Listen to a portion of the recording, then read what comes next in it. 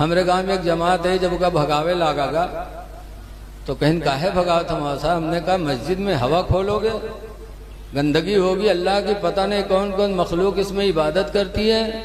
तो एक जमतीवा बोला कहीं अरे हजरत हम अल्लाह की राह में निकले हैं, जब हम लोगों की कोई हवा निकलती है तो फरिश्ते अपने मुँह में लेके बाहर निकाल भाव। बताओ इतने बड़े बदतमीज, कितने बड़े गुस्ताख हैं, बताओ। इनके चुतरे में फरिश्ते मुंह लगावत हैं।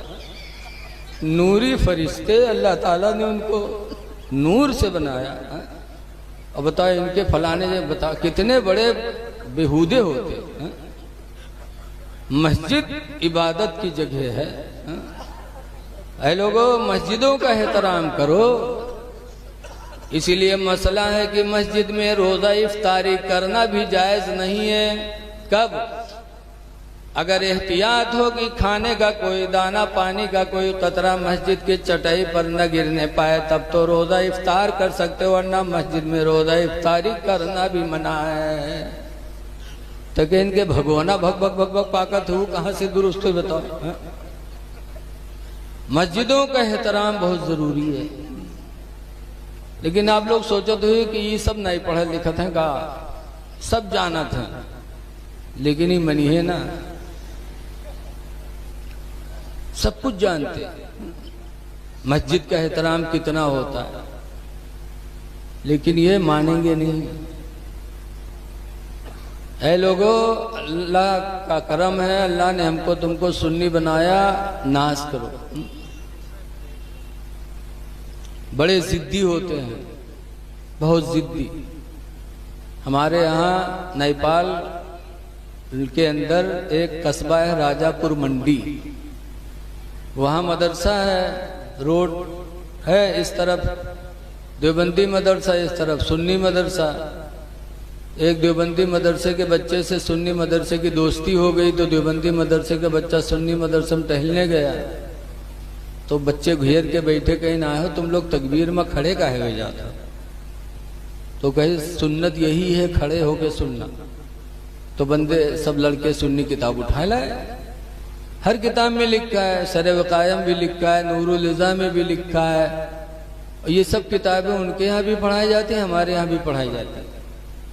निकाल के देखा, इसके देखो लिखा है, ला यक़ूमुल इमाम वल मामूम, ना इमाम खड़ा हो ना मुक़्तदी खड़े हो, हत्ता यक़ूलल मुकब्बिरु हय्या अलस सलाह, यहाँ तक कि तकबीर कह देने वाला हय्या अलस सलाह कहे। सब में लिखा है। एक मर्तबा हुजूर हुजरे से निकले नहीं हो, सहाबा नमाज के लिए खड़े हो गए, तो सरकार ने फरमाया ला तक़ूमू, ऐ मेरे सहाबा तुम खड़े न हुआ करो, हत्ता तरूनी, यहाँ तक कि मुझे देख लिया करो। हुजूर कब हुजरे से निकलते थे?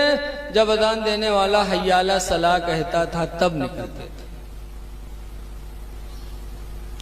तो लड़का का देखा है सब, तो कहीं नहीं, ये तो किताब में लिखा, आज तक इनको हम देखबे नहीं किया रहे। कहीं ठीक किताब लेके गवा मदरसा, सवेरे जब मौलाना बैठे पढ़ावे लिए, तो लड़का पूछी हजरत तकबीर बैठ के सुननी चाहिए कि खड़े हुए के? तो मौलाना कहें खड़े हो के।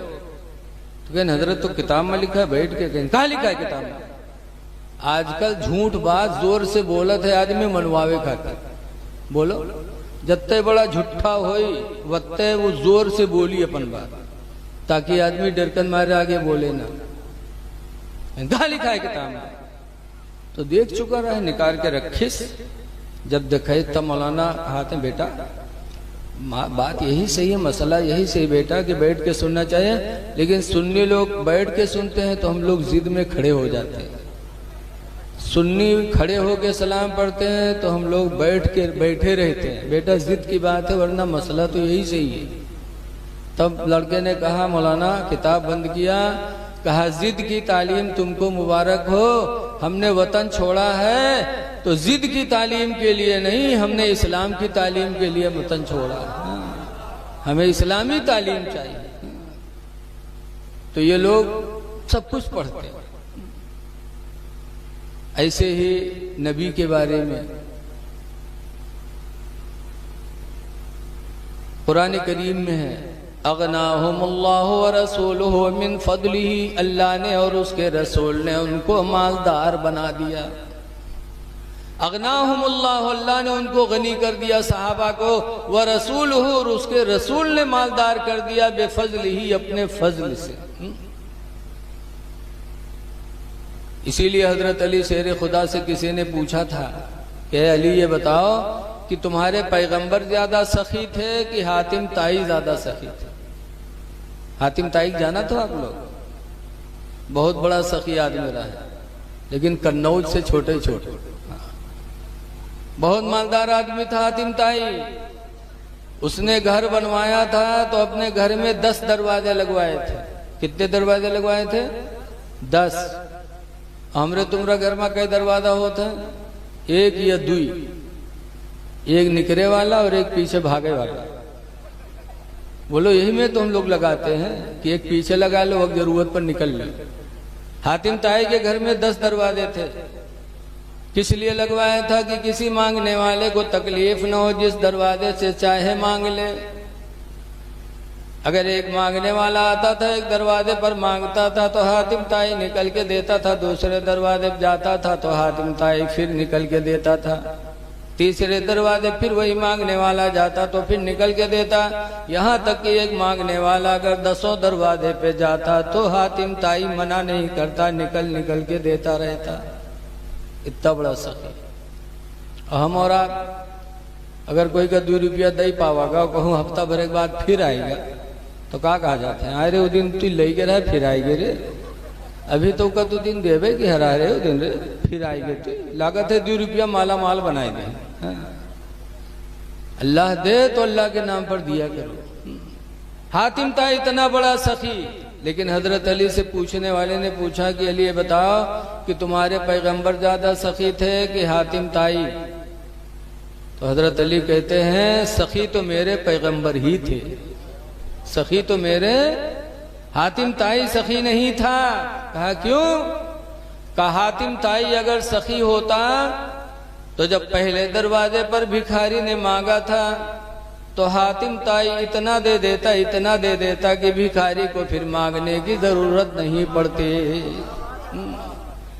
देता, फिर दूसरे दरवाजे मांगता, फिर तीसरे दरवाजे मांगता। इसका मतलब कि हातिम ताई देता था लेकिन मांगने वाले की जरूरत के भर नहीं देता था। और मेरे नबी ने जिसको दिया तो जिंदगी में कभी मांगने का मौका नहीं उसे मिला, दिया तो माला माल कर दिया। कहाँ दिया? बहुत वाकयात हैं। एक वाकया हिजरत का ले लो। सरकार जब मक्का से मदीना जा रहे थे, रास्ते में भूख लगी, बहुत दूर था मदीना मक्का से, तो रास्ते में भूख लगी तो एक झोपड़ा नजर आया, तो वहां गए सरकार ने, तो वहां एक बुढ़िया को देखा। उस बुढ़िया का नाम क्या था? उम्मे माबद। बुढ़िया अक्सर चुहट्टिन होते, बुढ़िया लोगों से चंदा संदा ना पे, हम लोग मदरसा वाले हैं, जही थे अगर रसीद काटे, अगर मर्दवा का समझाए बुझाए 50 किलो राजी किया गा, अगर कहूँ बुढ़िया चुड़ेली ना आई गए तो 50 किलो मिलेगी नहीं है। कहीं मौलवी चक्कर में पड़े हो, ये रसीद छपाए धरे रहा था, जैसे गल्ला होते बस चल देते लेके। हाँ, बहुत ही चुहट्टिन होती है। बुढ़िया कही इसकी मेरे घर में कुछ नहीं बेटा।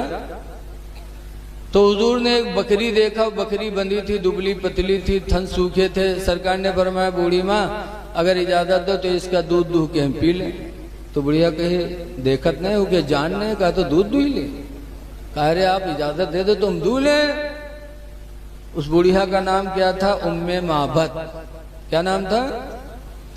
बुढ़िया ने कहा तो दूह लो। तो सरकार गए, बिस्मिल्लाह पढ़ के जो हाथ लगाया तो बकरी तंदुरुस्त भी हो गई और दूध से थन भर गया। सरकार ने दूहा, दूहने के बाद पहले बुढ़िया को पिला, कहा ले तू पी ले पहले। फिर दूहा, फिर अपने दोस्त अबू बकर को पिलाया, फिर दूहा खुद पिया। फिर फरमाते हैं बूढ़ी माँ तेरे घर में जितने बर्तन हैं सब उठा ला। तो बुढ़िया जितना बर्तन रहा गोना भगोना सब उठाए ले। अल्लाह के रसूल ने दुआ, इतना दुआ कि उसके घर के सारे बर्तन दूध से भर गए। सरकार चले गए, बुढ़िया ने दूध बेचा।